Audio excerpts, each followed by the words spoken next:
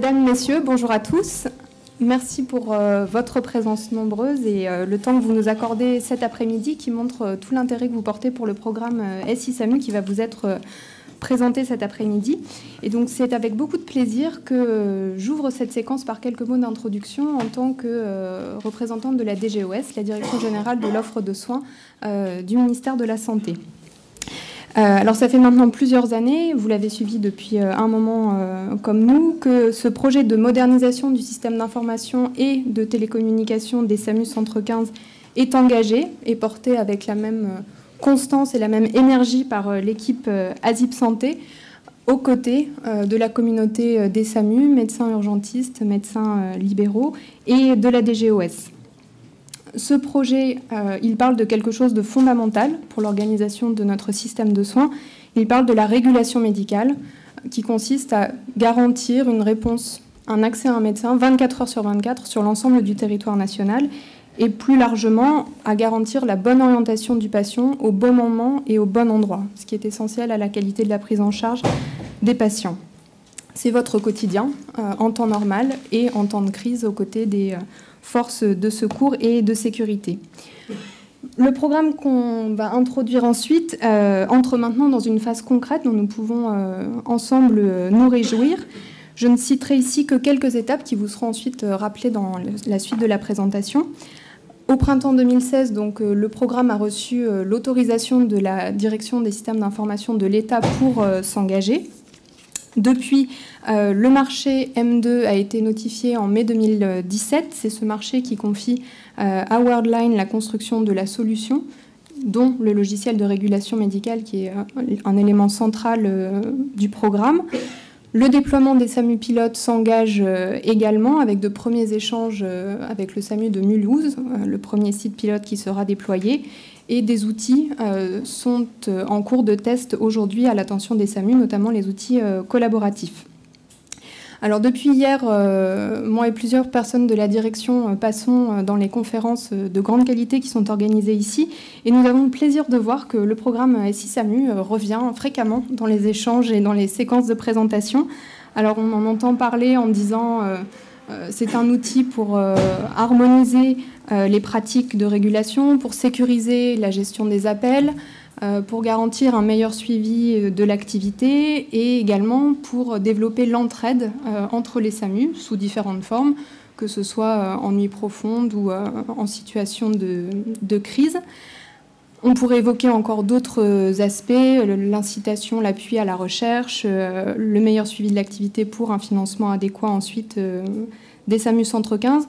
En tout cas, ce que je tiens à dire, c'est que ces nombreuses références qui sont faites au cours de ces conférences témoignent de l'appropriation du programme que l'on ressent. Et c'est quelque chose qui est une fierté collective qui nous engage et nous conforte dans le travail qui a été engagé ensemble. Cette appropriation, à notre sens, elle résulte de beaucoup de choses. Le relais que vous en faites, bien sûr, sur le terrain, les séminaires régionaux qui ont été engagés ces derniers mois par l'ASIP Santé auprès de tous les acteurs en région. Elle tient aussi, bien sûr, à la mobilisation des experts métiers, qui sont plus de 200 en France, à se mobiliser sur ce programme. Cette mobilisation, bien sûr, elle est appelée à se poursuivre dans la phase de construction qui s'engage. Et donc, voilà, avant de laisser la parole au directeur de l'ASIP Santé, au nom de la DGOS, nous souhaitons vous remercier collectivement pour tout le travail et la mobilisation que vous apportez à ce programme avec constance. Merci à vous.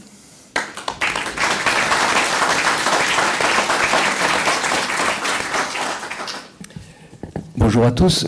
Je ne dirai que quelques mots parce que j'ai pris connaissance de la présentation qui vous était réservée et donc vous allez entendre pendant longtemps et de manière très roborative les présentations qui ont été préparées par nos équipes. Les quelques mots que je voudrais vous dire, au-delà de ce que vient de dire Clémence, c'est qu'au fond, nous sommes là avec un projet qui est à la fois emblématique et rare. Il est rare dans le secteur public parce que pour la première fois depuis longtemps, de ma propre expérience, je vois réunis autour d'un grand projet de système d'information de l'État les conditions prérequise pour réussir de grands projets complexes avec de grandes dimensions métiers et des enjeux technologiques, de trajectoire, de conduite du changement, de maîtrise technique et budgétaire importante. Premier élément qu'on peut retirer de tout cela, c'est que dans la plaquette de présentation que nous faisons de ce projet de modernisation, nous disons le SI SAMU pour les SAMU et par les SAMU. Ce qui signifie que c'est véritablement le projet d'une communauté métier. Les 4 années que nous avons passées à préparer par des études d'opportunité, de faisabilité, à préparer ce projet qui rentre dans sa phase de construction aujourd'hui, ont été celles véritablement, je pense, d'une fédération d'analyse, de diagnostic, de projet, de toute la communauté métier autour de ce projet. Et c'est la première condition, me semble-t-il, du succès. Mais c'est pas si souvent qu'on parvient dans des domaines aussi multidimensionnels à réunir cette condition. Le deuxième élément, c'est que je disais tout à l'heure que cela fait maintenant 4 à 5 années qu'on prépare ce projet.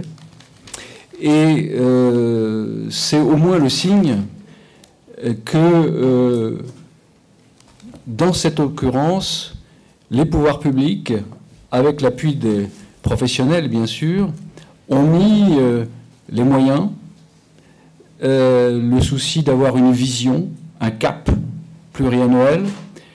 Ils ont mis les instruments de gouvernance adéquats et ils ont mis la constance. C'est-à-dire que c'est un sujet sur lequel, étape après étape, le cap a été gardé. Et cette constance est aujourd'hui de nouveau au rendez-vous à partir du moment où nous sommes en train de notifier des marchés principaux concernant le système d'information qui vont quand même engager quelque chose comme d'assez proche de 100 millions d'euros quand même pour une période de 7 ans. Et donc nous avons eu il y a peu de temps une rencontre avec la DINSIC qui a de nouveau validé notre projet. Le ministre, avant la réunion des commissions des marchés, avant la notification des marchés concernés, la DINSIC, c'est une direction interministérielle du numérique et des systèmes d'information qui est placée auprès du Premier ministre et qui supervise tous les grands projets de l'État au nom du Premier ministre. Et le projet de refondation du SI SAMU fait partie des grands projets de l'État. C'est pour ça que nous sommes en coopération permanente avec cet organisme que les initiés appellent la DINSIC. Voilà. Et donc, constance encore au moment où il a fallu appuyer sur le bouton vert devant les sommes qui étaient affichées pour lancer la construction que nous allons vous présenter tout à l'heure. Et puis le troisième élément d'enseignement que je tire de tout ce qui s'est passé au cours de ces dernières années et ce que nous sommes en train de réaliser ensemble, c'est que c'est un projet qui non seulement s'est efforcé de réunir toutes les conditions de professionnalisme au plus haut état de l'art connu à un moment donné pour le conduire à bien, mais que c'est un projet qui en permanence a cherché à trouver les solutions les plus novatrices pour arriver au projet permettant de maîtriser budgétairement et techniquement une solution répondant aux meilleures attentes des professionnels que vous êtes. Et de ce point de vue-là, je pense que c'est un projet qui sort également de l'ordinaire parce que nous avons innové du point de vue juridique. Nous avons réussi à trouver un dispositif de gouvernance juridique qui épargnait à l'ensemble des établissements de santé, siège de SAMU, et à l'ensemble des SAMU d'avoir acheté chacun de leur côté une solution avec toutes les règles de la commande publique. La ZIP étant, grâce à un texte réglementaire, titulaire d'un droit exclusif pour passer la commande publique au nom de l'ensemble de la communauté. Nous avons innové sur le plan juridique, sur la manière de conduire nos marchés. Nous sortons pour les 2 principaux marchés, celui de la construction de la solution applicative comme celui de la construction du système téléphonique. Nous sommes passés par une procédure concurrentielle négociée avec de grands consortiums qui a duré plusieurs mois, qui a demandé beaucoup d'organisation, de maîtrise, de rigueur, de profondeur d'analyse, et puis de capacité de distanciation sur un certain nombre de sujets. Je vois qu'il y a des représentants de consortiums qui ont vécu cette procédure concurrentielle négociée dans la salle. Cette procédure concurrentielle négociée nous a permis d'arriver à une cible de qualité et de maîtrise financière qui n'aurait pas pu être atteinte par une autre procédure. C'est-à-dire que cette procédure concurrentielle négociée a tout simplement conforté et d'une certaine manière sauvé le projet de système d'information que nous avions préparé depuis 4 à 5 ans. Donc c'est un point important. Et puis nous innovons aussi dans la façon, mais vous en aurez des démonstrations tout à l'heure, dans la façon d'essayer de construire la solution, puisque nous nous mettons en mode agile pour la construction de cette solution, et que nous nous mettons en situation pour éviter les effets tunnels sur un projet de longue durée comme celui-ci, pour nous mettre en situation de produire de la valeur pour les professionnels au fur et à mesure de l'évolution du dossier. Donc nous voilà avec un dossier absolument formidable pour lequel aujourd'hui tous les feux sont au vert. Mais c'est un projet pour lequel nous rentrons maintenant dans le plus difficile au fond, c'est-à-dire construire la solution, mettre en place des infrastructures téléphoniques et les déployer ensuite de manière efficace dans l'ensemble des SAMU dans une période de temps certes relativement longue, mais pas si longue que ça. Et donc nous avons maintenant de nouveaux enjeux, ceux de réaliser toutes les promesses que nous avons réussi à réunir. Et ça supposera le maintien d'un certain nombre de principes qui ont fait le succès de la première phase. L'adhésion et la participation constante de la communauté métier à toutes les phases du projet, parce que c'est la condition clé de la réussite. Et c'est le maintien de la capacité des pouvoirs publics à maintenir une politique de long terme, constante, durable, de façon à ce que nous allions au bout.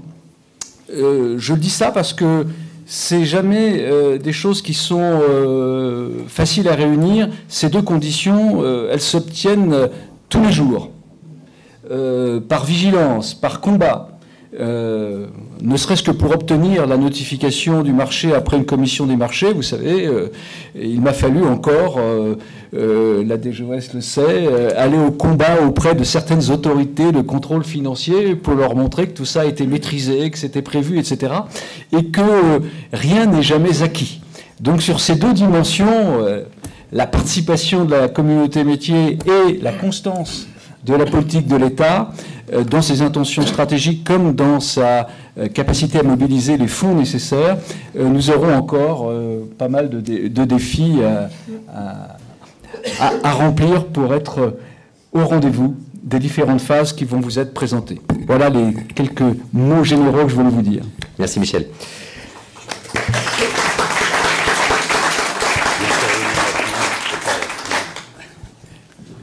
Je vais dire un petit mot pour la SFMU. Normalement, avec François pour SUDF et moi-même pour la SFMU, on avait prévu d'intervenir en fin de présentation, simplement pour des raisons purement organisationnelles, comme on a notre assemblée générale après, que tout n'est pas prêt. Je partirai peut-être 5 minutes avant la fin. Donc, pour pouvoir m'exprimer, je me permets de prendre le micro maintenant. Qu'est-ce que fait la SFMU dans cette présentation? La société savante peut paraître en effet assez indirectement concernée, contrairement à la société ASUDF, mais j'allais dire, on est face à un projet qui est tellement important, tellement fort, que toutes les sociétés de l'urgence, en général, sont évidemment complètement concernées et partenaires. Vous l'avez rappelé, bon, c'est un grand projet de l'État, d'INSIC, bon, j'avais oublié, mais voilà. Bon, c'est placé vraiment au sommet de l'État au niveau du Premier ministre. C'est un projet qui financièrement est monstrueux. C'est un projet qui, pour nous, en termes professionnels, est majeur. Donc je pense qu'on est tous complètement concernés. Et évidemment, on est partenaire de cette affaire, même au niveau de la société savante. Alors, pour la société savante, c'est vrai que toutes ces démarches d'innovation, toute cette organisation, a un impact sur notre avenir scientifique, au-delà du professionnel, sur notre impact scientifique, parce que ça va nous impacter au niveau de la formation de nos personnels, au niveau de la collaboration qu'on peut avoir ensuite entre les différents services. Au jour d'aujourd'hui, chacun travaille avec son système, ses systèmes, de façon très indépendante, pour ne pas dire cloisonnée les uns par rapport aux autres. On va avoir une opportunité majeure pour avoir des données scientifiques et pouvoir exploiter ces données. Donc, aussi bien pour la formation, la pédagogie, que pour la recherche, c'est une ouverture extraordinaire. Depuis des années, déjà, un grand nombre d'entre nous, dans cette salle, savent que on est, au niveau des SAMU en France, parmi les premiers dans le monde à publier sur la médecine préhospitalière. On a inventé la médecine préhospitalière grâce à nos prédécesseurs, et on a porté assez haut au niveau de la recherche nos capacités. Ceci dit, on est toujours limité par des moyens techniques. Au jour d'aujourd'hui, en tout cas dans les années à venir, on va avoir un outil qui nous permettra, j'allais dire, d'être monstrueux sur le plan scientifique par rapport à nos partenaires. Donc c'est quelque chose de majeur, et c'est évident que la société savante doit s'investir, et s'investit complètement. Alors les inquiétudes que j'avais données l'année dernière, elles diminuent, j'allais dire, au fil du temps. La première inquiétude, c'est la durée du projet. C'est vrai qu'au départ, on disait, oh là là, c'est un projet qui est quand même très long. Où va-t-on ? Est-ce que c'est pas une usine à gaz que, comme de temps en temps, on nous propose dans notre système français? Non, c'est pas... Enfin, c'est peut-être une usine à gaz, entre guillemets, mais c'est une bonne usine à gaz parce qu'on voit le projet avancer et on commence à voir, non pas la fin, parce que c'est encore relativement loin, mais en tout cas la construction, et maintenant on est dans le concret. N'est-ce pas, Sébastien? Donc là, maintenant, on y croit. Un des points qui me gênait, mais là aussi qui est en évolution, grâce à tout le travail que vous faites, c'est la problématique de l'interfaçage. Cet outil magnifique, au jour d'aujourd'hui, enfin, initialement, n'est pas construit pour s'interfacer avec le préhospitalier, le terrain, avec les SMUR. L'interfaçage entre le SAMU Centre 15 et le SMUR, mais je sais, on en a longuement parlé avec Frédéric, que les choses se réfléchissent pour la suite, comme d'autres sujets qui sont tous pris en compte. Et vraiment, franchement, bravo pour cette qualité, ce développement qui prend vraiment en compte toutes les facettes de notre activité future. Moi, ma dernière interrogation, c'est plus un sujet de SFMU, c'est plus un sujet de directeur de SAMU, c'est la problématique de la compétence technique locale dont on a besoin, entre guillemets, pour être vos interlocuteurs, vos correspondants, vos collaborateurs. Et c'est vrai que c'est pas évident, c'est très personne dépendant. Bon, chez nous, on perd notre webmaster. Donc, il faut qu'on travaille sur cette collaboration, parce que c'est pas toujours facile de discuter. Moi, c'est Frédéric Berthier, mais c'est pas toujours facile de comprendre ce qu'il me dit quand on n'est pas du tout formé à ça. Donc, on a besoin de professionnels ou de lexique pour bien comprendre. Mais c'est bon, j'allais dire, c'est des problèmes plus mineurs et locaux. En tout cas, sur le plan général, sur le plan national, vraiment, c'est un extraordinaire, un extraordinaire challenge qui se traduit par un projet qui devient pratiquement une réalité. Et je vous en félicite. Et bien sûr, la SFMU est complètement partenaire avec vous.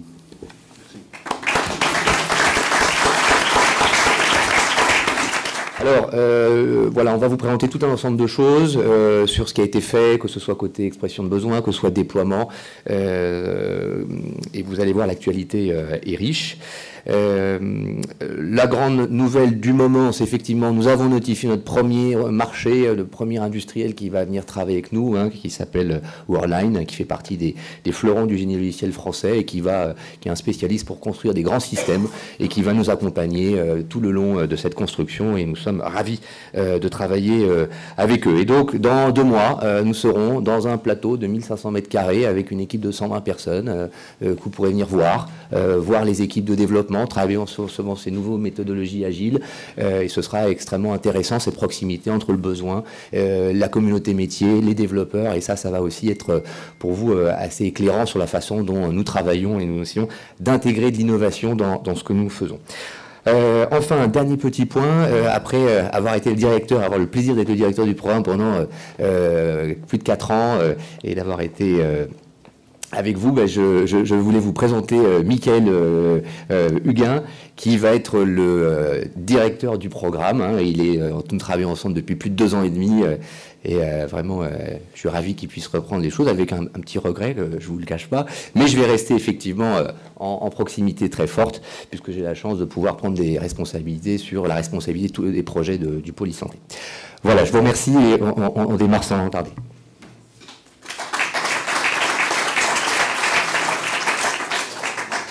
C'était encore moi, pardon.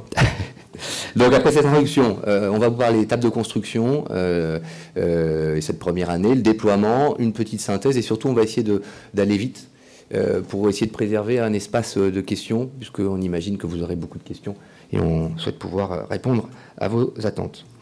Alors rapidement, ce schéma, vous le connaissez bien, c'est la timeline. Eh bien, on avance, on est effectivement de plus en plus dans cette étape construction et pilote. Et nous allons vers la mise en place de cette solution complète dans 11 SAMU pour arriver à un bilan qui nous permettra de passer au déploiement. Je passe vite parce que vous la connaissez. Maintenant, étape construction, voilà, ça c'était un rappel des objectifs de l'étape de construction. Je ne vais pas les relister, vous connaissez cette planche et puis vous pourrez vous y reporter. Mais voilà, c'est une étape opérationnelle extrêmement importante, allant de la construction au déploiement. Et vous verrez, nous menons en parallèle déploiement et construction pour les problématiques de conduite du changement et d'anticipation qui sont clés au succès du programme. Bonjour à tous. Cette diapositive vous présente ce qu'on a réalisé depuis la dernière conférence, la conférence de gouvernance de la médecine d'urgence sur le programme, gouvernance métier. Et vous voyez qu'on a eu des interactions extrêmement riches avec l'ensemble de l'environnement métier et institutionnel. Au centre d'expertise fonctionnelle, c'est 40 personnes qui travaillent et qui sont mobilisées pour l'équivalent d'à peu près 27 équivalents temps plein. Et depuis le 1er janvier dernier, on s'est vu fin d'année 2016 pour la dernière conférence. On a réalisé plus de 40 réunions métiers. Et vous voyez la liste en haut, hein, c'est les GTT avec leurs numéros, LRM, ergonomie, cartographie, collaboratif, les relations avec les pompiers, la médecine libérale, le reporting, etc. C'est extrêmement dense, tel qu'en 6 mois, en témoigne Célogange, hein, les GTT. On a mis en place un outil collaboratif pour le programme que vous verrez tout à l'heure en termes d'ergonomie, et aussi lancé le pilote du premier service fonctionnel à Nantes et La Roche-sur-Yon avec des ateliers de conception et puis le démarrage en 2 phases, vous verrez tout à l'heure. C'est aussi des réunions de gouvernance métier avec le bureau de la conférence que vous représentez, ceux que vous avez élus pour 3 ans et qui sont renouvelés par tiers à la fin de chaque année. Donc à l'issue de la prochaine conférence, le 14 décembre de cette année, on élira à nouveau un nouveau tiers avec vous. La gouvernance médecine libérale ici. On a rencontré les transporteurs sanitaires puisqu'on commence aussi à outiller la deuxième release de la première version, le comité de suivi des ARS que vous connaissez pour suivre en termes de gouvernance au niveau des ARS au niveau national. On a aussi rencontré, c'est les blocs rouges, des acteurs forts pour présenter le programme. On en a rencontré 2 sur ce semestre. Un, l'équipe trauma base de la région Île-de-France pour le registre sur la prise en charge des traumatisés graves, et puis l'équipe qui s'occupe du PNMR3, le plan national de prise en charge des maladies rares de 3e génération, et donc toute la problématique Orphanet que l'on va bien sûr prendre en compte dans le cadre du programme. Une action extrêmement importante du centre d'expertise fonctionnelle accompagnant le centre de déploiement, les séminaires régionaux. On a terminé le Tour de France métropolitaine, les 13 séminaires régionaux début février, et on a terminé également les 100 conférences, enfin la centaine de conférences téléphoniques. Il nous en reste une à faire le 20 juin si mes infos sont bonnes, avec le dernier SAMU, et donc on aura fini de cartographier l'ensemble des SAMU français sur une fiche individuelle décrivant le périmètre fonctionnel pour qu'au moment où on vous déploie, l'intégralité de votre périmètre fonctionnel soit pris en compte. Et puis, les UX, les ergonomes, ont beaucoup travaillé en nous accompagnant aussi dans les spécifications, mais en conceptualisant des prototypes, je vais vous en parler tout à l'heure, de le bandeau téléphonique, la gestion de crise, et en vous invitant à participer à un GTT sur lequel je reviendrai, qui est le 14.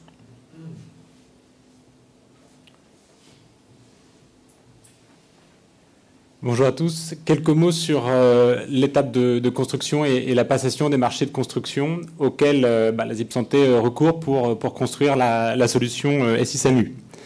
Rapidement, un rappel sur cette stratégie d'achat qui est fondée sur 3 marchés de maîtrise d'œuvre, un marché de téléphonie de distribution, un marché de développement applicatif, développement logiciel en mode agile, ça a été évoqué en introduction tout à l'heure, on y reviendra rapidement aussi un petit peu plus tard, et puis un marché de réseau pour interconnecter ces 2 grands ensembles technico-fonctionnels et raccorder les SAMU à la solution nationale.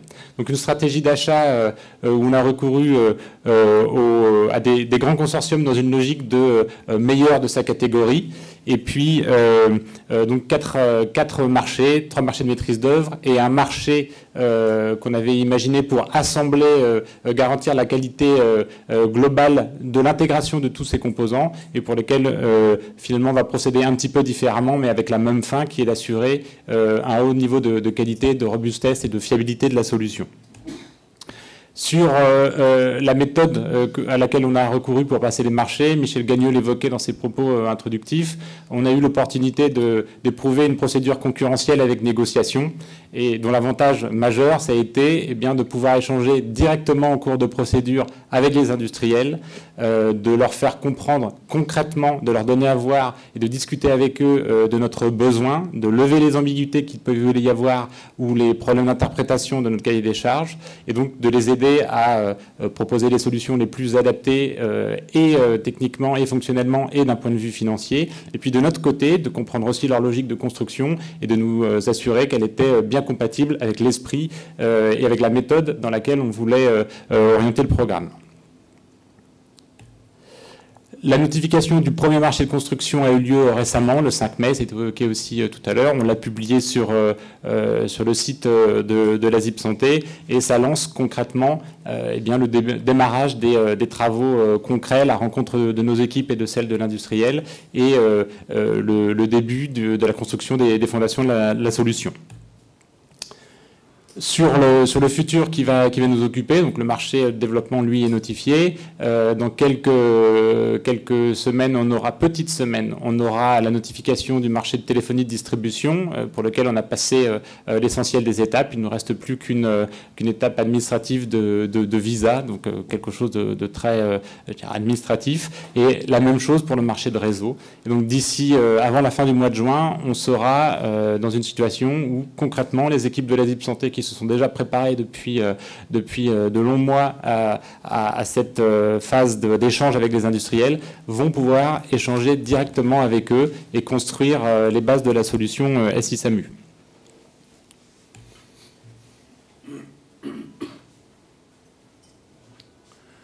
Alors dans cette deuxième partie, on va faire un point sur l'expression de besoins métiers et vous restituer l'avancement des travaux en termes d'indicateurs de production réalisés, validés ou à faire, que vous voyez où on en est dans la conception de la première release, de la première version du SI-SAMU. On va parler déploiement des outils collaboratifs. Je vais aussi vous présenter ce qu'on envisage de mettre en place pour la deuxième release en termes d'organisation des travaux métiers. Et puis, je vous parlerai de test utilisateur, ce fameux 14e groupe de travail métier thématique. Alors, cette diapo, elle est là pour vous montrer les outils qu'on utilise à l'intérieur du centre d'expertise fonctionnelle en termes de reporting et de suivi pour maîtriser le travail qu'on mène, avoir une vision au-dessus en termes de production des user stories, ce qui est la description fonctionnelle du besoin métier. Donc les travaux globalement sont en avance par rapport aux objectifs qu'on avait et c'est d'ailleurs assez bien traduit par la réalisation des groupes de travail thématiques. Vous voyez la date, on est en avance sur un certain nombre de choses. Ça nous a permis, vous avez bien travaillé, on a bien pu restituer, on a fait finalement moins de GTT qu'on avait prévu. ce qui nous a permis d'être vraiment à l'heure.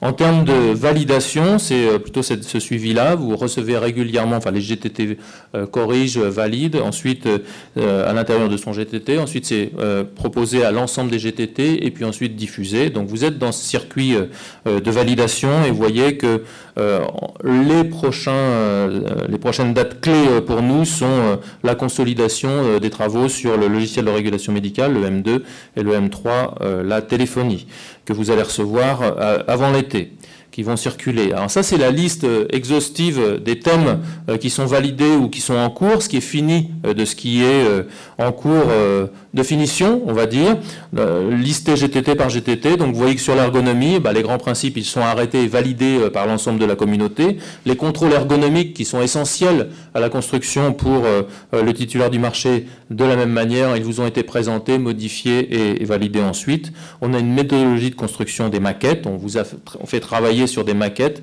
Un certain nombre ont été validés.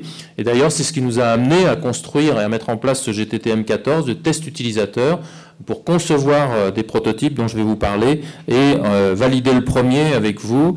Ça nous a permis d'ajuster, d'affiner toute l'expression de besoin pour que ce qui va être développé corresponde vraiment à vos attentes. Les outils collaboratifs, on avait travaillé avec le GTTM 04 sur la structure des outils à partir d'un exemple qui est Office 365.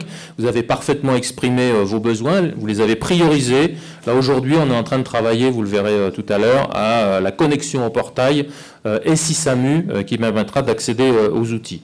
Et on est en train de déployer, comme je vous disais tout à l'heure, différentes phases de cet outil collaboratif dans le cadre de la régulation médicale sur les deux premiers SAMU pilotes.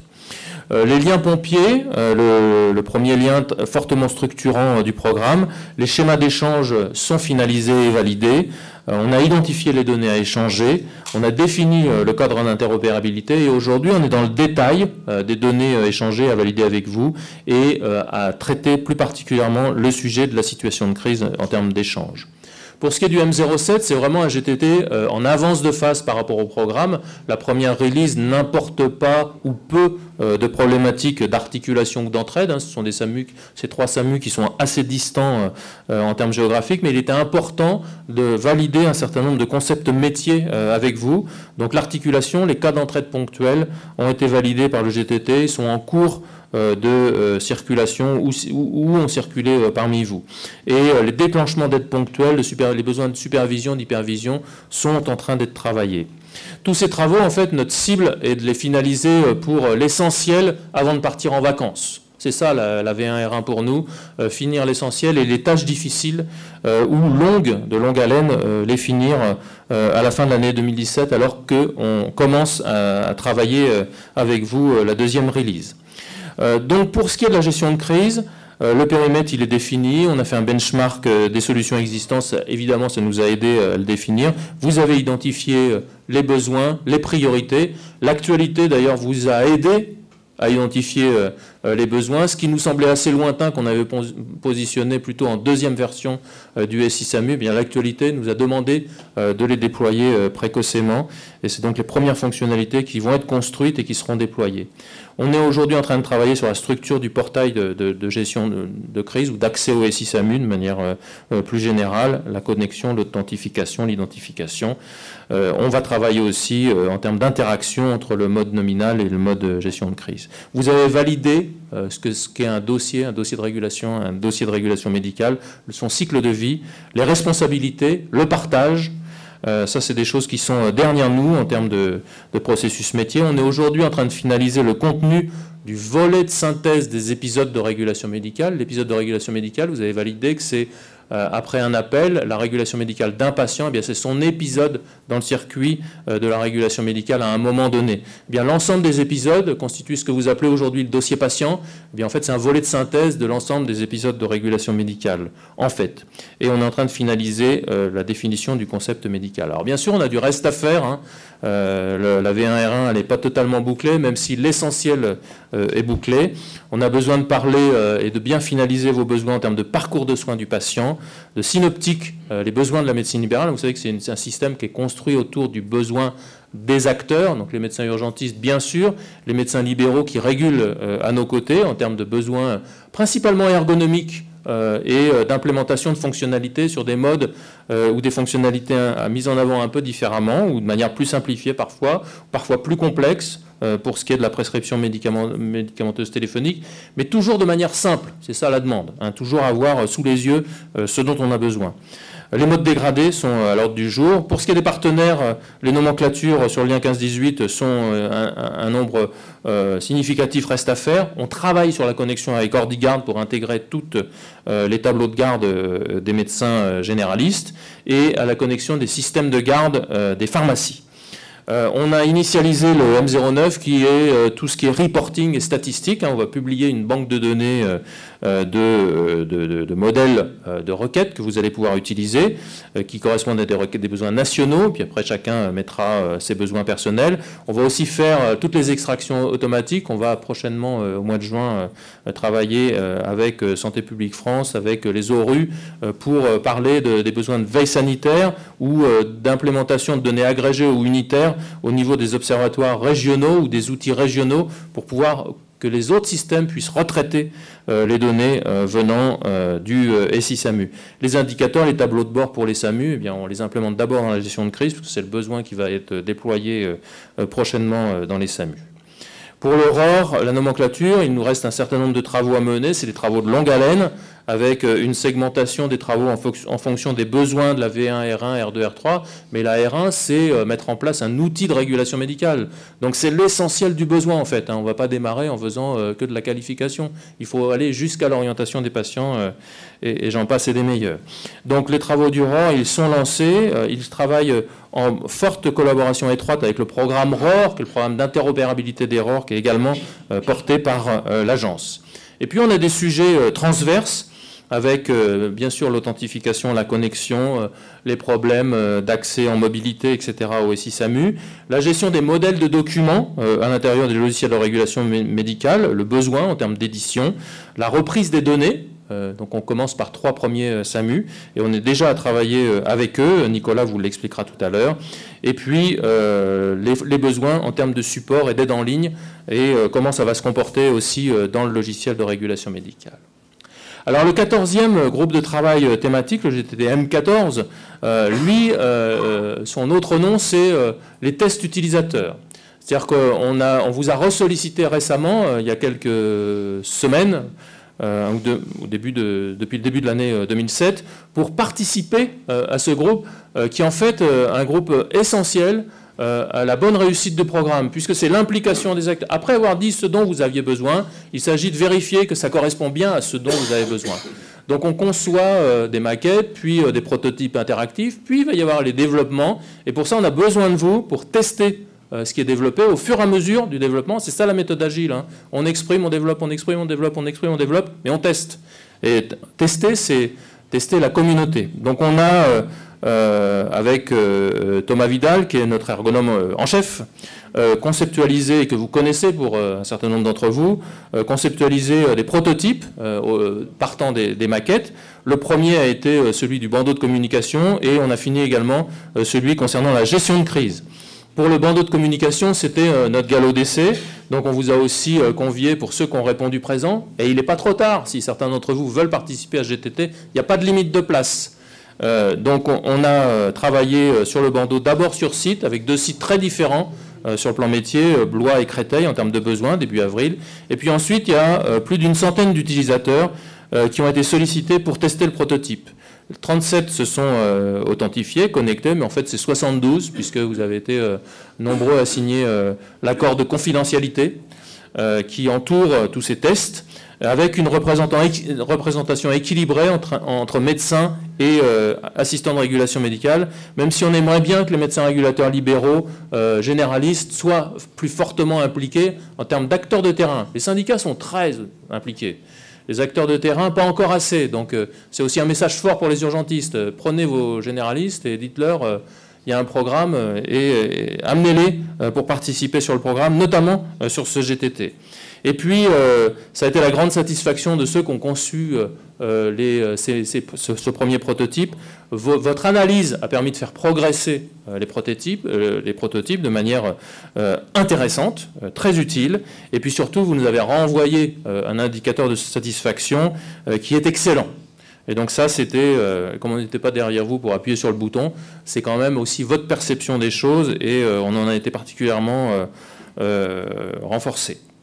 Alors, les autres prototypes, il y en a 6 autres qui sont prévus d'ici à la fin de l'année, un par mois. Un sur la qualification, le travail des assistants de régulation médicale, un sur la régulation médicale, puis l'engagement des ressources, puis la prise de décision et l'orientation, puis la cartographie, comment on l'utilise, et enfin, plutôt autour des problématiques d'administration, de paramétrage, les tableaux de présence dans le CRA, et puis les tableaux de garde des moyens.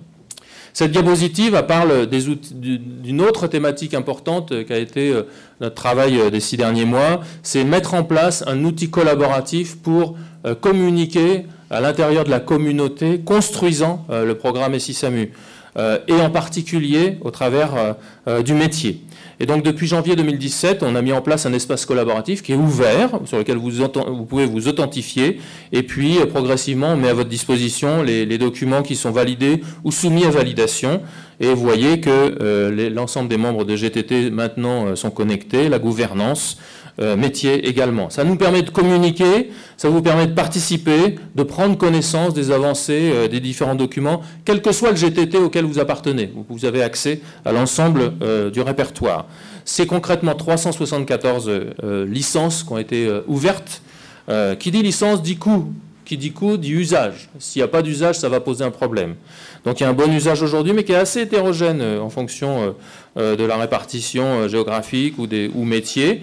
On a également accompagné cette mise en place au travers de 19 sessions de formation. Et puis on a formé un tiers des utilisateurs qui en avaient le besoin. Certains connaissent parfaitement ce genre d'outils et n'en ont pas besoin. Et il y a encore des formations qui peuvent être organisées si vous en avez besoin. Alors les travaux d'expression de besoin, vous connaissez la méthodologie de la V1R1, on en a aussi analysé les avantages et les inconvénients. Il y avait certains inconvénients, je vais passer assez rapidement parce que le temps passe très vite. La méthodologie, et puis vous retrouverez ces diapositives, elles sont à vos dispositions. Bref, on va travailler sur la V1R2 plutôt sur les objectifs à mettre en place. On a identifié un certain nombre d'objectifs qu'on va valider avec la DGOS. Elles étaient sur la roadmap, mais on a déjà une idée assez précise des objectifs métiers dont vous avez besoin, notamment pour couvrir le périmètre fonctionnel des SAMU pilotes de la V1R2. On va exprimer un certain nombre de choses, faire des réunions de cadrage, vous faire participer ou faire participer des lead experts sur l'expression de besoin, et puis ensuite bien travailler l'expression de besoin pour avoir des GTT de restitution et les prototypes parfaitement opérationnels. Alors ces services indépendants, en parallèle de tout ça, vous vous rappelez que la DINSIC, vous connaissez maintenant le mot, nous a demandé au programme de apporter plus de valeur métier, c'était un maître mot clé, apporter plus vite de la valeur métier aux utilisateurs. D'où les services fonctionnels déployés en avance de phase et ce qui a abouti à 4 grands besoins. D'abord un besoin d'accès à des outils collaboratifs et puis un accès à des outils de gestion de crise permettant, y compris en mobilité, une gestion opérationnelle des patients et des ressources. Donc on a choisi de se concentrer sur les patients dans un premier temps autour de cette problématique de gestion de portail avec des outils collaboratifs utilisés puis en situation de crise dans leur fonctionnalité de crise. Avec, voilà, ça c'est pour les 2 premiers services fonctionnels. Et puis le troisième qui va être mis en œuvre, c'est l'acheminement des appels grâce à un opérateur de télécom national permettant en particulier la sécurisation, mais aussi l'entraide entre les SAMU Centre 15 et une description, enfin plein de choses. La téléphonie avancée, vous verrez que en fait, on s'est trouvé amené à revoir la position de l'intérêt de cette fonctionnalité en avance de phase. Le portail d'accès du SI-SAMU, en fait, c'est le premier élément développé par le titulaire du marché qui a été notifié. Après les différents retours d'expérience, les différents échanges avec la communauté, les différents besoins exprimés par le métier, en fait, on a inscrit ce portail dans une logique globale d'accès au SI SAMU. C'est le SI SAMU, en fait, qui arrive chez vous en 2018. Et donc, cette logique, elle est sur une route de construction.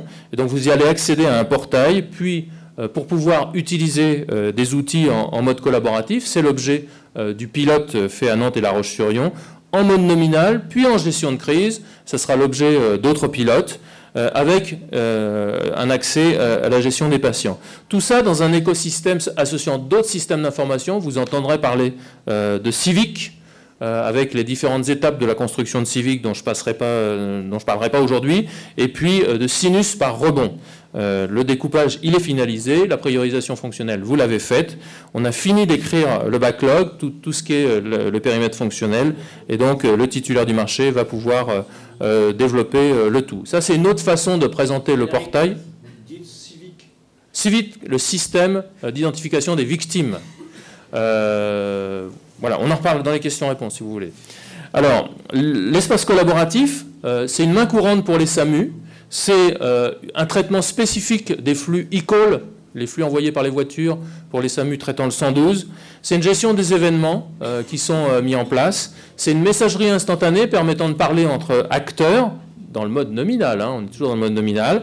C'est des groupes de parole, un réseau social d'entreprise qui est mis en place en mode nominal, et une gestion des documents au travers du portail, donc d'une GED. Et puis quand on passe sur un scénario de crise, eh bien, on a accès aux mêmes outils qui sont en place et qui sont opérationnels. Ça, c'est le maître-clé. On ne fait pas de la crise en sortant le truc qu'on n'a jamais vu du placard, mais on l'a en fait dans l'usage quotidien, que ce soit pour la messagerie, les réseaux. Le réseau social s'habitue ou s'adapte à la crise. Les documents SSE, c'est un élément de la GED. Et puis, on met en place une gestion des patients, terrain, en salle de crise, à l'admission, et c'est là qu'on trouve la convergence avec Civic. Civic va être construit dans sa version reconstruction, et pas celle que vous verrez arriver cet été pour couvrir le besoin imminent qui est d'avoir un système d'information opérationnel et qui est repris de Terminal Orsal en région PACA. Eh bien, Civic se construit avec les outils des SI SAMU sur quelque chose de parfaitement cohérent et interopérable. Donc voilà les deux premières fonctionnalités déboulayées en avance de phase, et vous voyez qu'elles sont très intriquées, d'où le déploiement qu'on vous expliquera. Alors ça, c'est une maquette fil de fer exprimée au travers des besoins métiers. Donc vous voyez, on va mettre un logo, on traite des événements, la communauté, les documents, des liens, et puis on a des espaces. Là, on a la main courante, là, on a la main e-call si on a un 112, on gère les événements, on gère les différentes communication au travers de groupes de parole, ce qu'on appelle les communautés, et puis vos documents ou les documents utiles à votre SAMU, la messagerie instantanée étant accessible ici. Vous êtes authentifié, bien sûr. Hein. Et ça, c'est une fois qu'on a fait le fil de fer, on fait une maquette basse fidélité. C'est la même chose, vous retrouvez des exemples. Hein. Là, le rouge, c'est ce qui est... il manque le design, hein, bien sûr. Hein. C'est que de l'ergonomie du fonctionnel. Et donc, vous voyez qu'on travaille aussi sur une version en mobilité ici. On est sur la main courante, des événements de crise.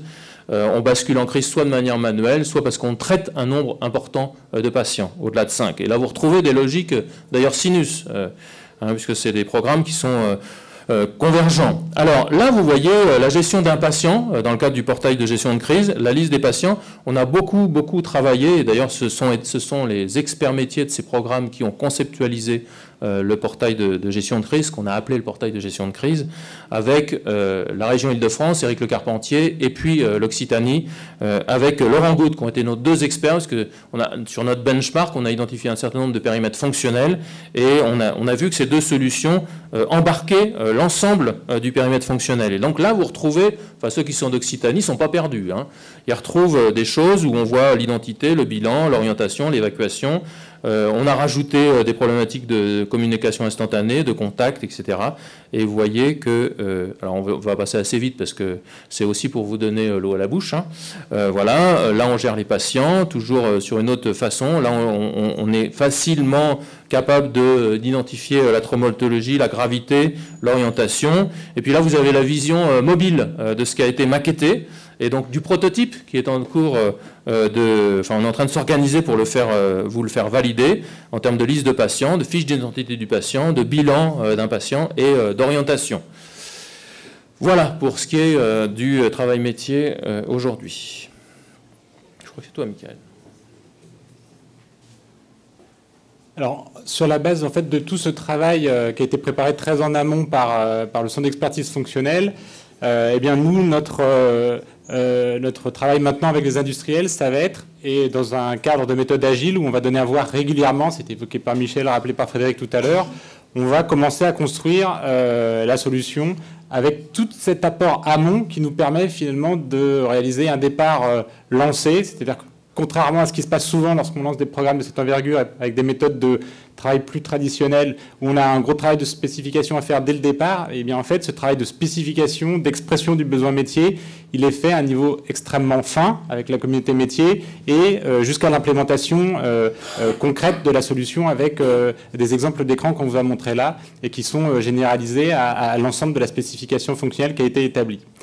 Concrètement, le cadrage de nos travaux de développement sur la solution applicative est en train de commencer avec ce qu'on appelle un PI dans le jargon agile. Alors, on vous en assène quelques-uns depuis 16h30.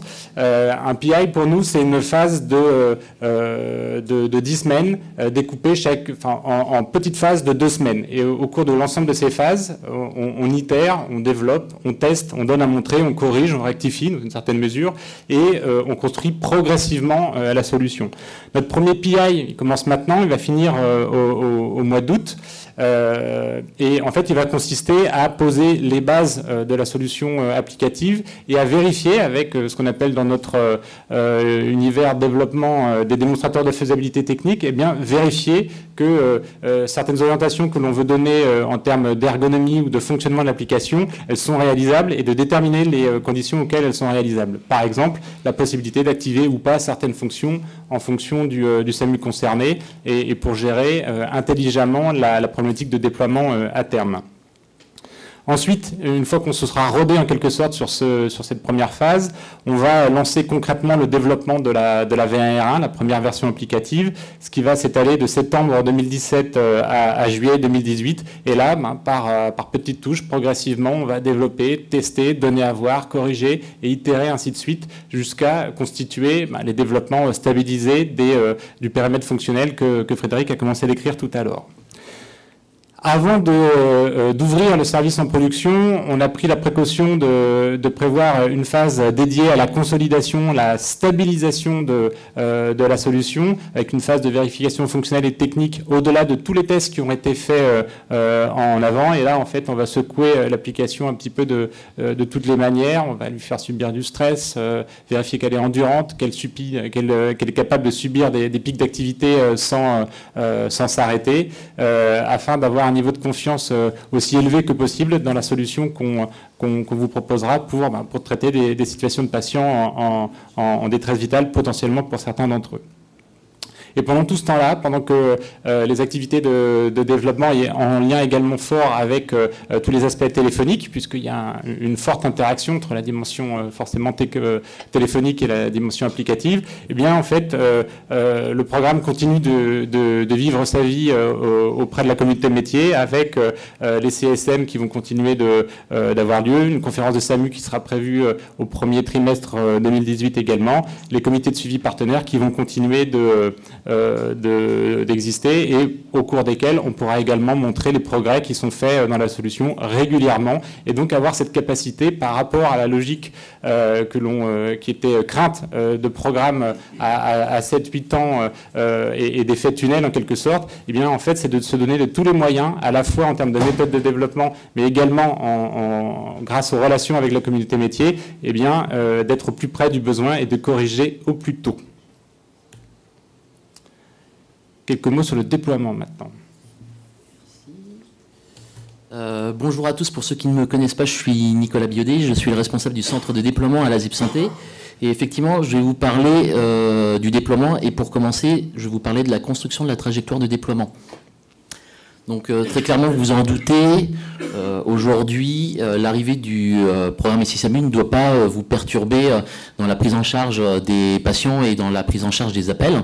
Donc c'est pour ça que très tôt, le programme a eu une conviction, c'était celle qu'il fallait construire une trajectoire de déploiement et qu'il fallait éclairer l'ensemble des acteurs de l'écosystème sur la façon dont les déploiements allaient s'opérer. Donc pour ce faire, on a organisé depuis plusieurs mois un certain nombre d'étapes qui nous permettront justement de construire cette trajectoire de déploiement. Entre autres, on a réalisé 13 séminaires régionaux qui nous ont permis d'être au contact de plus de 500 membres de la communauté, médecins urgentistes, médecins régulateurs libéraux, les ARM, les DG d'établissements ainsi que les DSI ont été fortement mobilisés pour participer à ces séminaires et ont eu, sous forme de présentation descendante, l'ensemble des éléments constitutifs du programme. Ensuite, nous sommes rentrés dans une démarche bilatérale avec chaque SAMU pour établir, au travers d'une fiche d'identité qui a été complétée par chacun d'entre vous, le bilan de la maturité fonctionnelle et technique. Ce sont des éléments qui sont très importants pour nous parce qu'ils nous permettent ensuite de positionner au plus juste les SAMU dans la trajectoire des déploiements et de construire une trajectoire qui va faire sens. Cette trajectoire, aujourd'hui, on est en train de la construire. On a récolté beaucoup d'informations sur le terrain. On l'a co-construit avec la DGOS et on a pour objectif de la publier courant du second semestre de cette année. Le déploiement, aujourd'hui, c'est affaire avérée, c'est une réalité. Donc on commence d'ores et déjà à déployer l'un des services fonctionnels qui est celui du portail collaboratif. On le déploie aujourd'hui d'une façon un petit peu particulière puisqu'on travaille d'abord à un pilote des usages. Le collaboratif, c'est quelque chose de particulier qui va demander de l'appropriation de la part de l'ensemble des acteurs. Et pour ce faire, on a considéré qu'il était préférable de commencer d'abord petitement, avec 2 pilotes qui sont les pilotes de la région Pays de la Loire, Nantes et La Roche-sur-Yon. Et dans un second temps, on fonctionnera avec un élargissement, avec un déploiement industriel. Je vais passer la main à Frédéric qui va rentrer peut-être un peu plus dans le détail dans la présentation de l'outil collaboratif.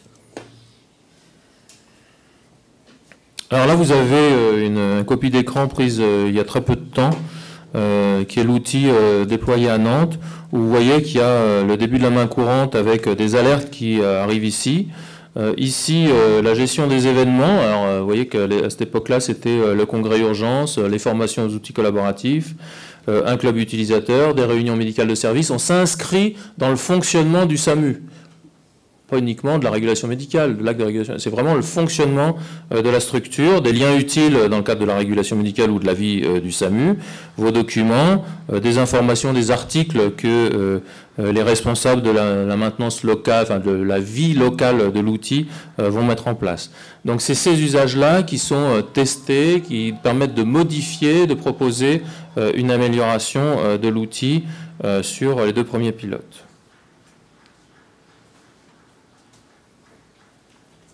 Alors je vous disais à l'instant que le déploiement c'était maintenant et c'est d'autant plus pour la solution dite complète puisqu'on a déjà réalisé un certain nombre d'étapes pour commencer les travaux de déploiement. Les premiers travaux de déploiement ont déjà porté sur un aspect purement contractuel et juridique au travers de la conception d'une version 0 de la convention. Ce sont des conventions tripartites entre les établissements de santé, l'ARS et la ZIP Santé qui permet déjà de commencer à travailler concrètement avec l'ensemble des SAMU. On avait 4 régions qui s'étaient portées candidates pour être régions pilotes. À ce jour, donc l'ensemble des conventions ont été diffusées aux acteurs et on a 2 régions pilotes qui ont déjà rempli complètement entre guillemets leurs obligations et nous ont envoyé les conventions signées. Pour marquer un petit peu le coup, le premier SAMU pilote qui est le SAMU 68 de Mulhouse, avec qui on a commencé déjà à travailler, ont déjà signé cette convention. Pour pouvoir aussi matérialiser un petit peu plus le déploiement, on a construit une démarche de déploiement, alors très en amont, vous allez me dire, mais cette construction, elle s'est faite également avec des experts métiers, des experts techniques qui sont de chez vous et qui nous ont permis d'avoir déjà une première version de la démarche de déploiement, donc à dire un squelette qui va être affiné à partir du moment où on va commencer à travailler avec le SAMU de Mulhouse.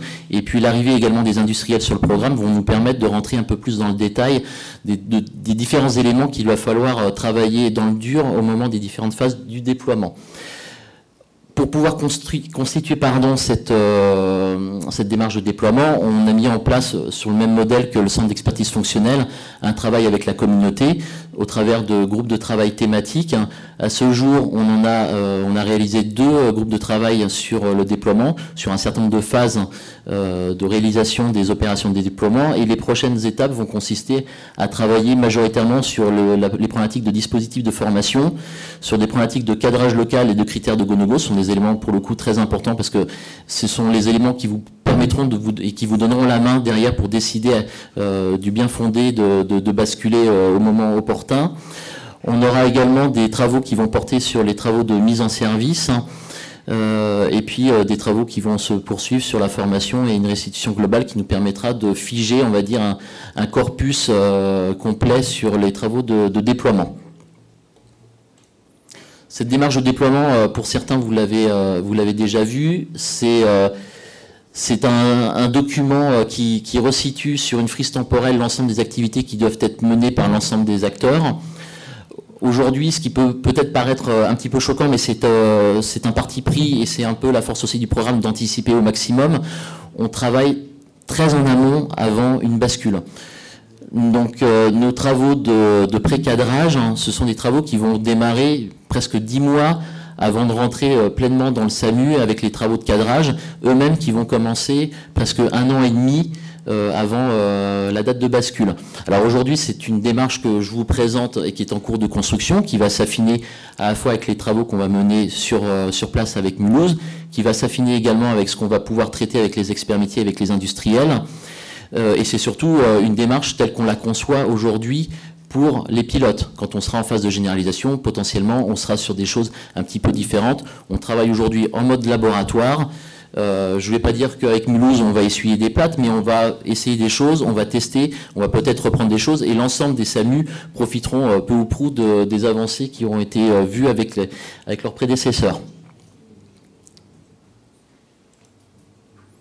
Et pour donner aussi un peu plus de corps à ce que je vous disais sur le fait que le déploiement c'était maintenant, pour le coup, les travaux de déploiement avec le SAMU de Mulhouse ont réellement pris cher depuis fin mars dernier, puisqu'on a réalisé notre première réunion de lancement avec eux.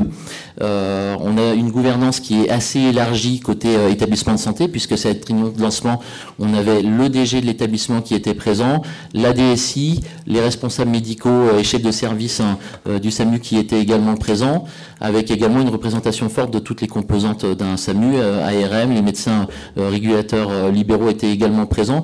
Donc une forte mobilisation de l'ensemble des acteurs à qui on a pu présenter la philosophie du déploiement et les différentes opérations qui vont se dérouler.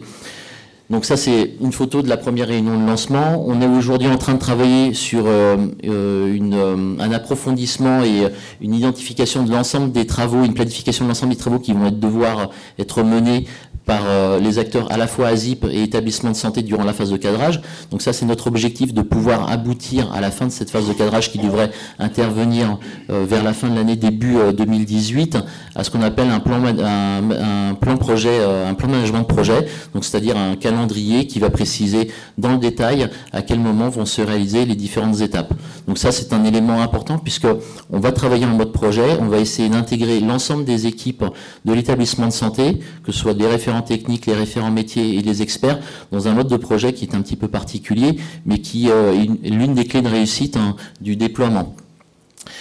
Là, je vous ai parlé tout à l'heure de la gouvernance, donc le DG de l'établissement de Mulhouse était présent, donc c'est un satisfecit pour nous parce que ça veut dire que le programme est regardé par les hautes sphères d'un établissement de santé. Et au niveau de l'organisation du déploiement, on a voulu également qu'il y ait une stricte égalité dans les répartitions des rôles. Donc c'est pour ça que sur la petite diapositive de droite que vous voyez, on a voulu une organisation qui soit un miroir entre ce que nous on va proposer en termes d'accompagnement côté ASIP Santé et ce qu'on va avoir en termes d'accompagnement côté établissement de santé. C'est l'une des clés de réussite aussi, c'est de travailler en binôme avec pour chaque correspondant technique, fonctionnel, métier ou chef de projet, chefferie de projet côté ASIP Santé, un pendant côté établissement de santé pour pouvoir assurer des relais et une bonne transmission d'informations. Merci. Merci Nicolas. Donc on va intervertir, on passera la parole à François tout à l'heure. On a préféré vous donner la parole pour que vous puissiez interagir avec... alors je vous propose de revenir à la table si vous voulez, peut-être. Pour pouvoir répondre, on va tous répondre à vos questions en fonction des thèmes. En termes d'urgence, parce que il y a eu, monsieur, madame, un fil rouge pendant ce congrès et probablement demain, qui sont un tout petit peu les situations sanitaires exceptionnelles auxquelles on est confronté. Aujourd'hui, l'une de nos difficultés sont les multiplications de solutions de traçabilité qu'on est en train de nous proposer. J'oublie même certains noms. Alors, il y a Sinus, il y a Civic, il y en a une autre qui vient de sortir. Bon, il va y avoir la synthèse de Sinus et de Civic. On a, comme nos camarades occitans, Occitanie, c'est Bordeaux, c'est ça? Non. C'est excusez-moi les gars, Montpellier. Bon, enfin les gens du Sud. Donc on a tous développé également dans certaines SAMU référentes zones des solutions internes. C'est cette mise en commun rapide de la traçabilité des patients ou des victimes, qu'elles soient d'ailleurs somatiques ou psychologiques, est pour nous sincèrement une priorité. Une priorité. Car le risque qu'il pourrait y avoir, pardonnez-moi d'être un tout petit peu emphatique, c'est qu'on continue à développer des solutions locales. Et que d'un seul moment, à un moment précis, on nous demande de rebasculer. Donc voilà, c'était une petite sollicitation envers vous. Alors pour le plan métier, pour ce qui est du périmètre fonctionnel, et puis après Michel interviendra, c'est pour ça qu'on a fait le benchmark des solutions, qu'on a fait le benchmark du périmètre fonctionnel, enfin, qu'on a établi le périmètre fonctionnel avec vous, pour être sûr de reprendre l'ensemble de l'existant fonctionnel, pour que vous puissiez basculer sur la nouvelle solution qui intègre cette problématique. Oui, alors ça c'est sur l'aspect métier, donc je pense que le risque de rebasculer sur des solutions exotiques, locales, etc., ne se concrétisera pas. Et nous sommes là dans un dispositif où, là encore, j'aurais pu le citer tout à l'heure dans mon introduction, il se passe des choses qui ne sont pas courantes. C'est-à-dire qu'il y a eu des réunions interministérielles réunissant l'intérieur, les affaires étrangères, la santé, et la cohérence, y compris dans la trajectoire et aussi bien dans la complémentarité fonctionnelle de Civic, de Sinus et du système des affaires étrangères, a été garantie. Donc les trois grands ministères se sont répartis les tâches, les grandes fonctions, se sont mis d'accord sur une trajectoire globale, et donc il y aura véritablement une interaction cohérente entre ces systèmes d'information. Et vous l'avez vu tout à l'heure, nous avons fait en sorte, sur le plan métier, que toute la dimension de gestion de crise et de Civic soit vraiment intégrée dans les processus de base que vous allez utiliser dans le SI-SAMU. Oui, je me permets juste de réappuyer ce qui vient d'être dit. Effectivement, c'est quelque chose sur lequel on est, enfin, conjointement tous les ministères vigilants, parce que il faut que les... Ouais. Mon propos était le suivant. Ça, nous savons, nous travaillons ensemble dans la il s'agit de la temporalité de ce qui va se passer.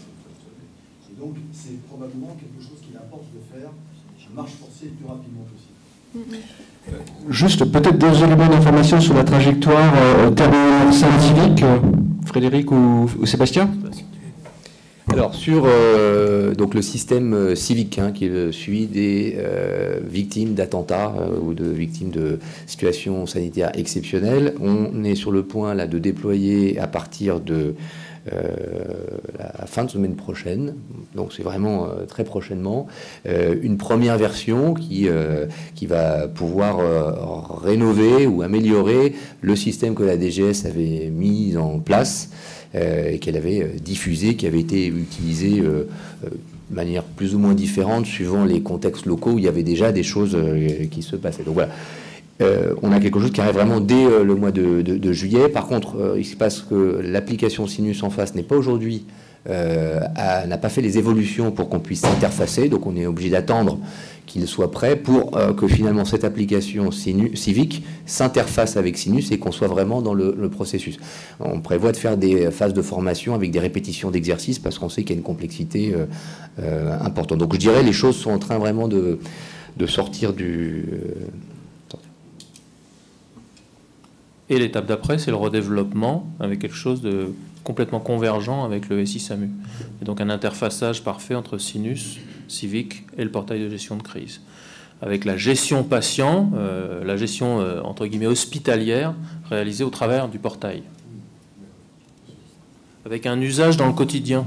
C'est-à-dire que vous aurez la possibilité d'utiliser cette gestion des patients depuis le terrain dès que ça sera mis en place, de manière assez nominale en fait, puisque 5 patients c'est assez atteint assez fréquemment, on va dire, même si c'est pas du quotidien, de pouvoir l'utiliser en régulation, puisqu'il y aura toutes les interfaces de régulation médicale, et puis quand le SI SAMU arrivera chez vous dans sa globalité du SRM, eh bien d'avoir ces patients dans le logiciel de régulation médicale.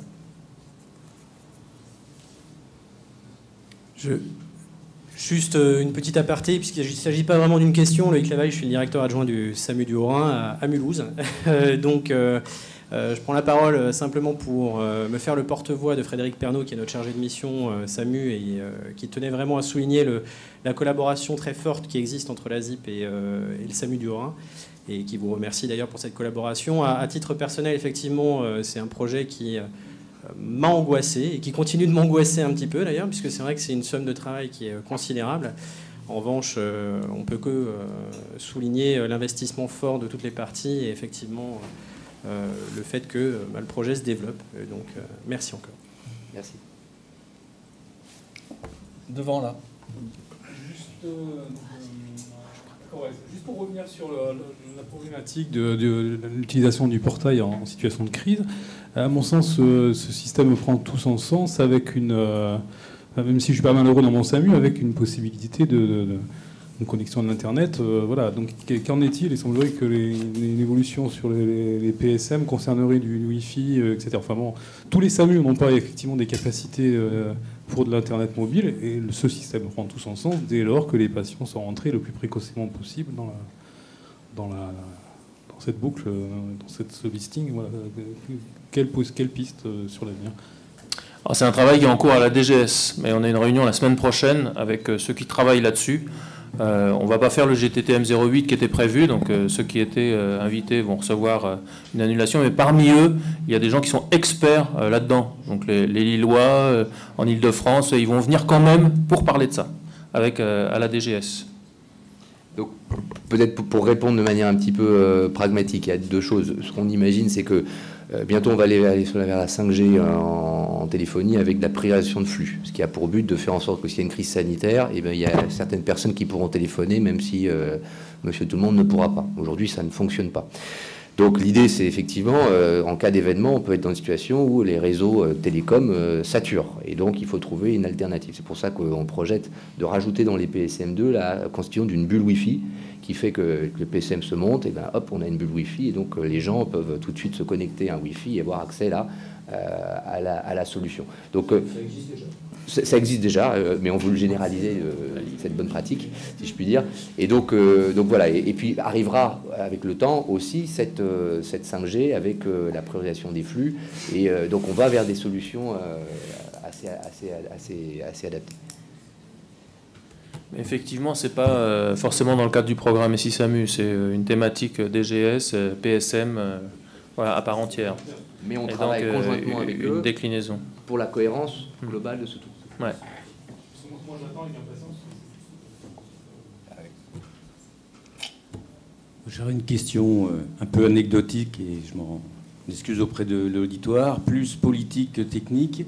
Qu'en est-il du déploiement de ce programme national dans les collectivités ultramarines, notamment dans les SAMU de Polynésie française et de Nouvelle-Calédonie que je représente, qui sont des collectivités qui ne sont pas des départements dits des territoires, qui sont des pays d'outre-mer et qui sont normalement exclus de ce dispositif. Ce que je vois pointer, premièrement, c'est d'être laissé un peu sur le carreau, et deuxièmement, l'inquiétude, c'est de perdre les opérateurs privés et les possibilités de développement, de maintenance des outils que nous avons actuellement. Donc je ne sais pas Si vous avez une réflexion à ce sujet, je suis un peu inquiet. Alors, des éléments de précision là-dessus. Donc, le système tel qu'il a été conçu est conçu pour couvrir le territoire de métropole et les DOM, pas les TOM, hein, pour des raisons d'indépendance souhaitées par les TOM en termes de politique de santé. Donc notre système est prévu pour aussi les DOM. La logique est de construire deux systèmes filles, donc des copies du système national, qui seront finalement des copies adaptées en termes de taille aux volumétries, puisqu'on en aura un sur la plaque indienne, océan Indien, et une sur la plaque Caraïbe, parce que de toute manière, pour la performance du système, on ne pouvait pas passer à travers des flux trop longs qui serait le cas avec des allers-retours entre donc par exemple en Guyane, aller sur les data centers centraux et revenir. Donc on est obligé d'être sur une approche locale. Donc nous prévoyons de passer des marchés spécifiques pour la construction de ces systèmes dans les DOM, pour notamment s'adapter à ce que vous avez souligné, c'est les particularités télécom, ce ne sont pas forcément les mêmes opérateurs, et il y a des contraintes nouvelles qu'il faudra prendre en compte. Mais au moment où on entamera la construction de ces systèmes, on aura déjà plusieurs années d'expérience sur notre système central, et donc on se sentira dans des conditions de le décliner de manière pertinente et efficace.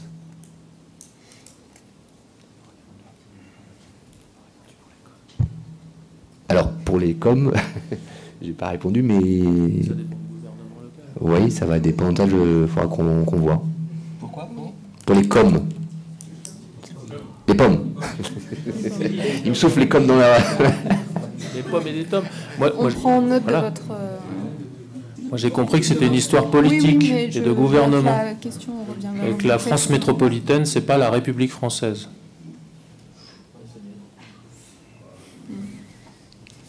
En tout cas, la remarque est plus que pertinente et on va regarder ça de très près, y compris au niveau professionnel, parce qu'il n'y a aucune raison que vous soyez laissé sur le bord de la route.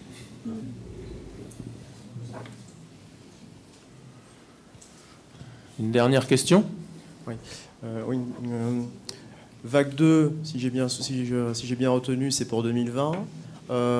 Logiquement, tous les SAMU équipés, donc 2020-2022, c'est ça? Est-ce qu'on a la certitude que les éditeurs avec lesquels nous travaillons aujourd'hui vont assurer le suivi des outils jusqu'à la mise en œuvre de SISAMU?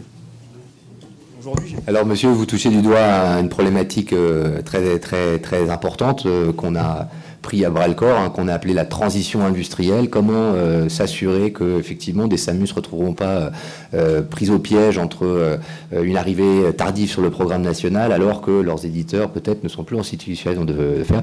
Donc, c'est une problématique qu'on a pris très à cœur. Depuis l'étude de faisabilité, on lui a donné des déclinaisons concrètes au cours du dernier semestre de l'année passée, puisqu'on a organisé des groupes de travail avec l'ensemble des ARS pour peaufiner la stratégie par rapport à ça. Aujourd'hui, ce qu'il en ressort, c'est que ça va être le choix de la trajectoire et des SAMU que nous allons chercher à déployer, qui doit chercher avant tout à déployer en premier lieu les SAMU qui sont en situation de difficulté technique parce qu'ils vont avoir une insatisfaction de la part de leurs éditeurs. Et donc c'est le choix de cette trajectoire qui doit être finement choisi pour réduire le risque de transition industrielle.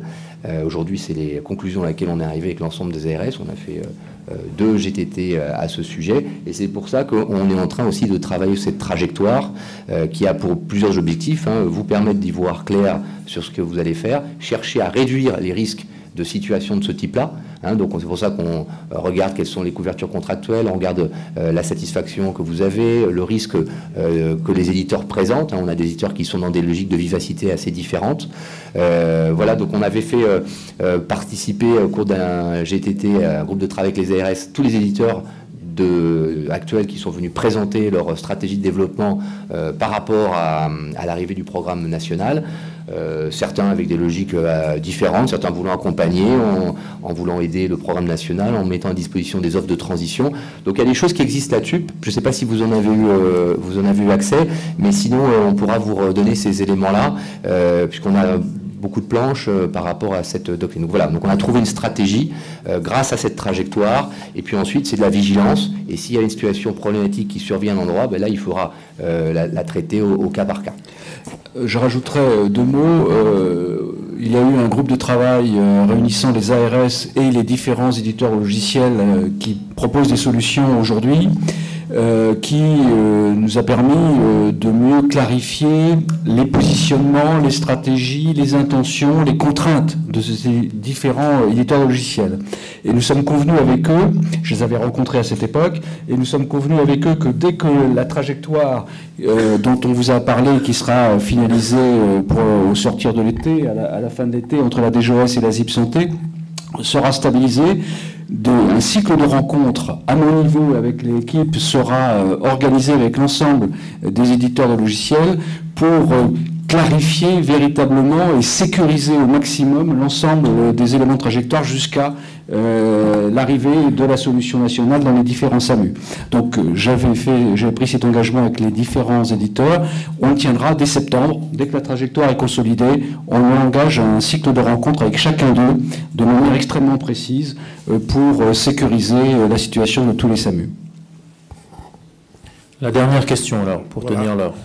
Mais moi, je suis en Guadeloupe, Patrick Portécope, là, je suis responsable du SAMU de la Guadeloupe, donc un DOM.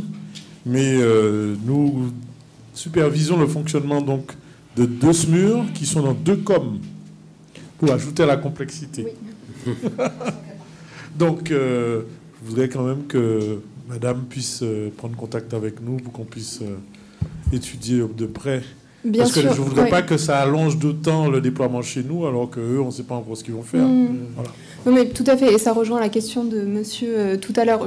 Je voulais simplement pas dire d'erreur sur la manière dont effectivement le traitement est prévu, donc on se rapproche de vous pour le préciser. Il n'y a évidemment aucune inquiétude, et l'ambition du programme n'est évidemment pas d'en laisser, comme François Braun le disait, certains non intégrés dans cette progression qui est permise. Donc il n'y a pas de... Ça manquait de GTT au programme SAMU, donc on va en rajouter quelques-uns. Bien, il nous reste 2 choses à faire avant de donner le dernier mot à Michel Gagneux et à François Braun. François puis Michel. La première, c'est vous êtes la gouvernance métier, vous avez élu le comité de suivi métier médecine d'urgence qui vous représente et qui suit les travaux et qui les valide régulièrement, qui amène à vous présenter tous les 6 mois ces travaux. Vous avez la responsabilité de nous donner le quitus, c'est-à-dire de valider que vous êtes bien d'accord avec ce qui se passe sur le plan métier, c'est ça la gouvernance métier. Donc c'est maintenant le moment de le dire. Si quelqu'un est vraiment opposé à ce qui se passe et ce qui vous est présenté, ou si quelqu'un souhaite s'abstenir, c'est le moment de le dire, maintenant. Ou se taire à jamais, oui. Je vous remercie. Et puis, de vous présenter les prochaines échéances. Donc, vous voyez, on a un calendrier qui est également rempli jusqu'à la prochaine conférence des SAMU, qui sera le 14 décembre à la ZIEM, comme l'année dernière, selon les mêmes modalités. On va pas mal travailler sur la thématique des pompiers et sur les problématiques juridiques dont on ne vous a pas du tout parlé aujourd'hui, mais qui sont des travaux extrêmement importants, sensibles, menés avec attention par la ZIP Santé, en particulier sur un certain nombre de thématiques de médecine libérale, vous l'imaginez bien. On a à travailler sur la roadmap de déploiement, je ne vous en reparle pas, mais la prochaine fois, ça sera sorti. Aussi, la prochaine conférence, vous avez vu qu'un certain nombre de choses seront développées. On sera presque à la fin du développement de la V1R1 et on aura différentes réunions. Là, c'est les dates clés. Certaines dates sont encore incertaines de la gouvernance, des comités de suivi partenaires. Et donc le 14 décembre pour la dernière date. Voilà François, à toi. Merci, merci. Toujours un honneur. Je ne sais pas pour vous, mais moi, chaque fois que je sors d'une réunion de la ZIP, je me crois plus intelligent qu'en entrant. C'est quelque chose d'extraordinaire. J'apprends toujours plein de trucs. Et je suis quand même rassuré, parce que j'ai entendu Frédéric Berthier parler de vacances, donc ce qui ne semblait pas évident, vu l'ensemble du travail produit par la ZIP. Donc la ZIP prend quand même des vacances, je suis rassuré.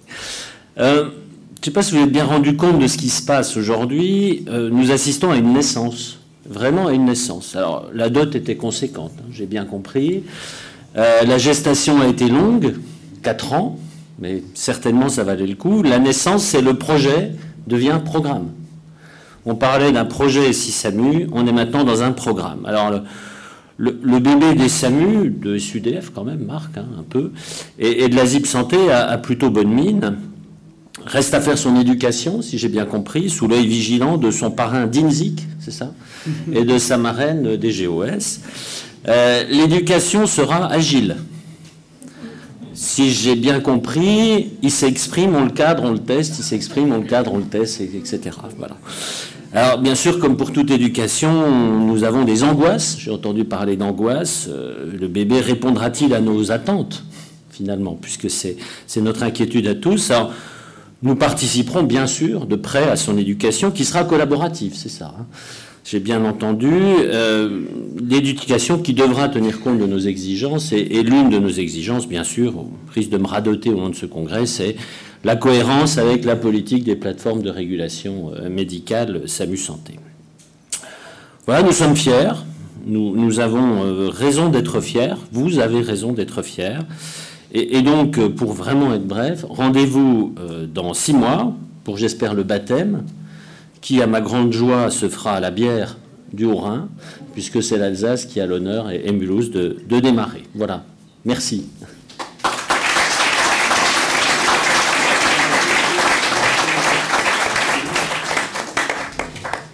Juste un mot de remerciement pour conclure.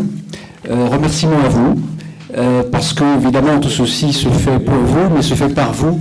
Il suffit de regarder le nombre de participants au groupe de travail thématique qui sont organisés. La mobilisation générale de la communauté est absolument exceptionnelle.